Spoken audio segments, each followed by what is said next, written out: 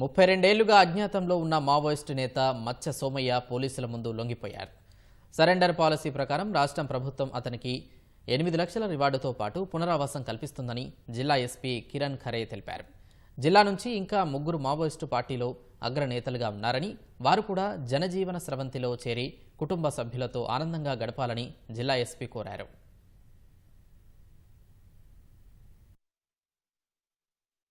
Somayya alias Surender last 32 years నుంచి అతను underground as UG కార్డ్ అక్కడ పనిచేస్తున్నారు.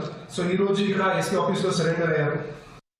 టోటల్ 3 యూజీ కార్డర్స్ ఇప్పుడు కూడా ఎలక్షన్స్ లో పార్టిసిపేట్ చేస్తున్నారు. దాంట్లో గాజర్ల రవి గణేష్, తర్వాత సెకండరీ గాజే రాజు, తర్వాత థర్డ్ చెన్నూరి హరీష్ అలియాస్ రమన్న. ఈ 3 మెంబర్స్ ఇప్పుడు కూడా ఎలక్షన్ లో పార్టిసిపేట్ చేస్తున్నారు. సో నేను అందరికీ ఆహ్వానం చేస్తాను. So I hope all these remaining 3 UG cadre also will participate in this surrender policy.